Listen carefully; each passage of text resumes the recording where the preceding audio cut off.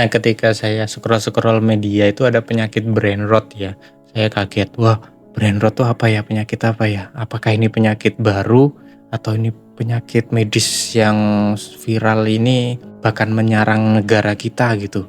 Nah, setelah itu gua terjemah ya di Google terjemah, brain rot tuh artinya apa. Nah, ternyata brain rot tuh di Google Translate itu artinya adalah otak busuk. Nah, saya kaget, wah otak saya akan busuk ini kalau kena penyakit ini. Nah, saya akhirnya jadi penasaran. Sebenarnya brain rot tuh apa sih? Nah, akhirnya saya cari-cari di ChatGPT, terus saya cari di AI yang ada di WA itu ya, AI terbaru mesti kan Anda semua punya ya untuk AI yang ada di WA. Nah, itu saya buka. Nah, setelah saya buka, di situ ternyata brain rot itu di situ menjelaskan brain rot itu penurunan kapasitas otaknya. Kapasitas otaknya menurun ya, jadi otaknya berkurang bukan, tapi dia brain rot itu penurunan kekuatan otak untuk konsentrasi, misalnya menurun, lemah, terus untuk nanti dia gampang kelelahan otaknya. Oh ternyata itu. Nah dari situ saya dapat memprediksi, oh otak lemah ini mesti gara-gara kecapean membuka media sosial. Ini kan sudah masalah lama ya, sejak kita di tahun 2000-an misalnya. Tahun 2000-an tuh kan kita tuh banyak ya. Kalau misalnya di sini ada orang gen milenial ya. Milenial itu mestinya Anda itu suka dulunya itu nonton kartun-kartun di hari Minggu. Hingga habis banyak waktu itu nonton terus. Nah, itu sebenarnya itu brain rot di zaman itu. Tapi sekarang itu karena kita lebih dekat di medsosnya atau media sosialnya HP, maka kecenderungan untuk kena penyakit brain rot itu semakin besar. Nah, sebenarnya brain rot ini secara medisnya ada apa enggak sih? Nah, itu secara medisnya kalau kita cek ya misalnya di mana di Google, di artikel-artikel, itu ternyata penyakit brain rot belum ada. Sebenarnya belum ada. Itu kayak gangguan psikologis gitu. Itu istilah-istilah yang baru muncul. Jadi secara medisnya belum ada sebenarnya. Belum ditetapkan ada penyakit brain rot, bukan. Tapi gangguan pekerjaan otak atau stres atau gila itu sudah ada secara medisnya. Tapi sebenarnya brain rot ini sama gila ini sama apa enggak sih?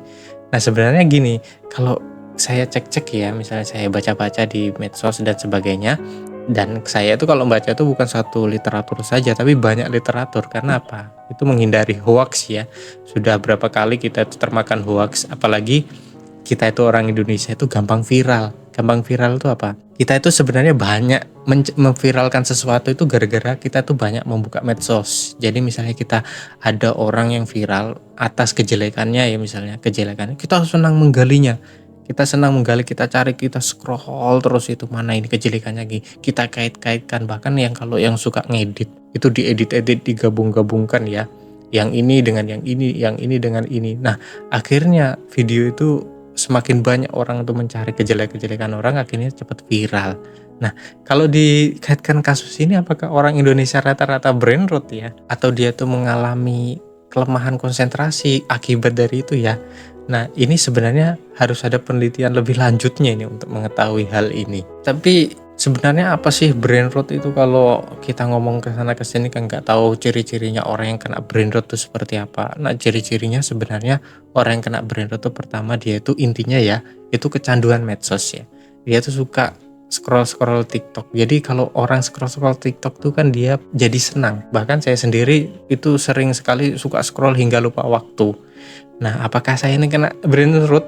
Mestinya sudah terkena brain rot dan kelemahan otak atau kelemahan konsentrasi ya. Tapi sebenarnya kalau brain rot itu sebenarnya ada positifnya juga. Kalau misalnya Anda sudah lelah, jenuh, tapi jangan terlalu lama ya. Kita bisa mau buka-buka scroll-scroll medsos itu buat hiburan saja. Buat kita sebentar saja, bukan lama-lama. Karena di brain rot itu ternyata orang yang buka-buka medsos itu hingga dia lupa waktu, dia mendapatkan dopamin yang berlebih.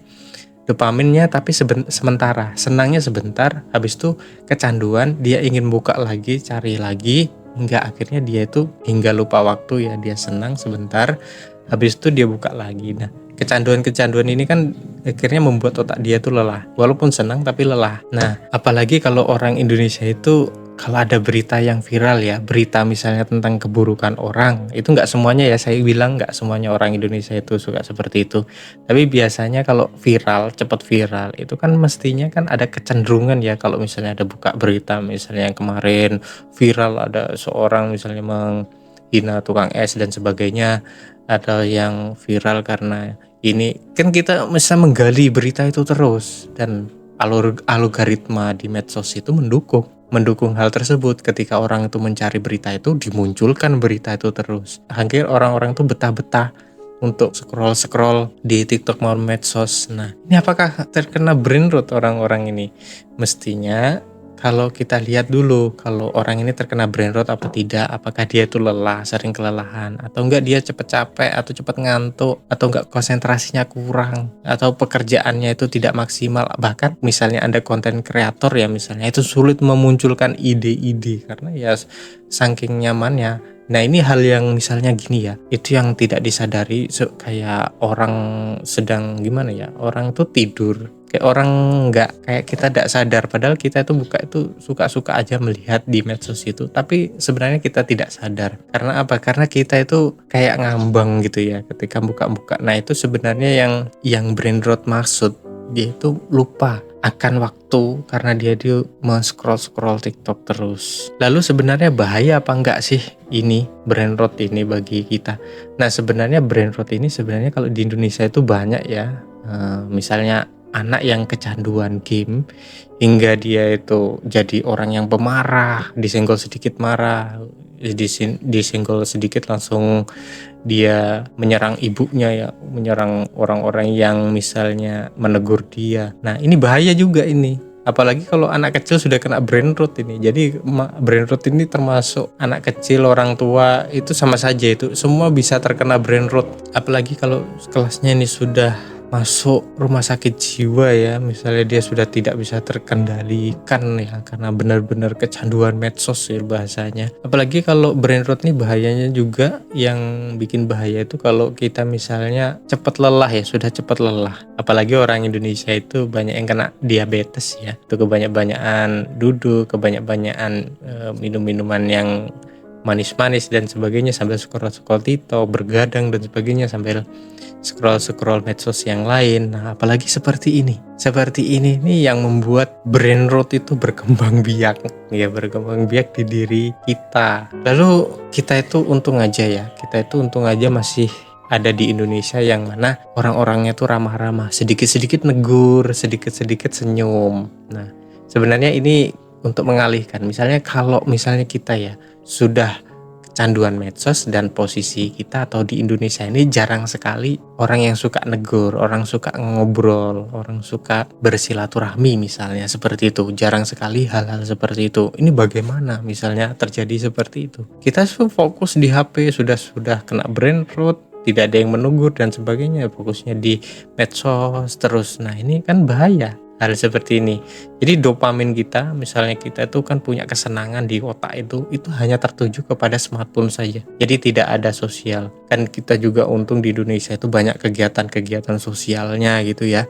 Nah, sosial ini yang mengalihkan untuk kita itu tidak terlalu fokus ke medsos atau layar smartphone itu ya. Itu secara medis. Terus gangguan lagi sebenarnya kalau otak kita lelah itu mesti kita itu gampang sekali frustasi. Frustasinya bagaimana?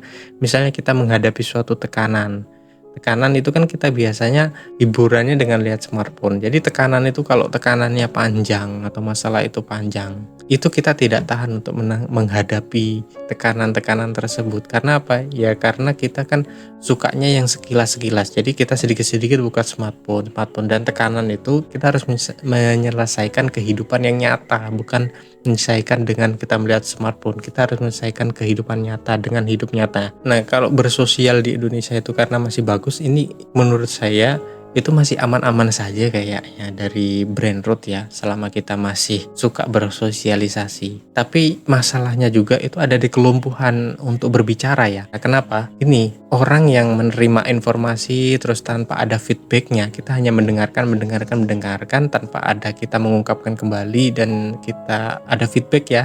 Misalnya kan kita kalau ngobrol sama orang itu otomatis kita mendengarkan, terus kita menjawab juga ya, kita merespon. Nah, kita karena banyak-banyak scroll TikTok, kita itu bisu. Kita informasi masuk banyak, tapi kita bisu, tidak ada feedbacknya untuk berbicara balik kepada orang itu. Nah, itu juga bahaya juga itu ya, buat untuk kita berkomunikasi ya. Itu membuat kelumuhan kita tuh sulit menata kata-kata ya. Lalu ini solusinya kalau seperti itu ya, yang lebih baiknya ya, kalau ada wah ada yang viral dan sebagainya, ya memang dikomunikasikan sama teman-teman secara dunia nyata, atau kita komunikasikan kepada orang-orang sekitar, oh ini viral dan sebagainya. Itu untuk apa? Untuk kita agar tidak ini terjadi kelumpuhan ketika berbicara ya. Kita tidak bisa mengungkapkan hal-hal yang ada di gagasan, misalnya gagasan kita punya pikiran apa, itu biar bisa diungkapkan kepada orang-orang di sekitar kita misalnya. Lalu intinya kalau kita bahas tadi dari awal hingga akhir, sebenarnya brain rot itu ada apa enggak ya? Brain rot itu sebenarnya ada ya, cuma itu hanya istilah, tapi secara medisnya tidak ada. Tapi istilah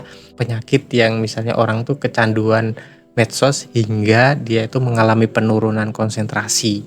Nah, itu ada. Lalu penanganannya seperti apa? Ya kita jangan terlalu di medsos ya, kita hanya kasih waktu untuk jeda, kasih waktu untuk ngobrol-ngobrol, bersosialisasi dengan orang-orang sekitar. Jangan kita terlalu terpatok ke medsos atau ke layar smartphone Anda. Saya di sini bukan memotivasi ya, saya cuma ingin menggali istilah-istilah baru itu tadi. Brain rot itu apa, dan ini sebenarnya berbahaya apa enggak. Nah, sekarang apakah Anda itu ada yang terkena penyakit brain rot? Kalau ada yang kena penyakit brain rot, bisa komen di bawah stadium berapa Anda terkena penyakit brain rot.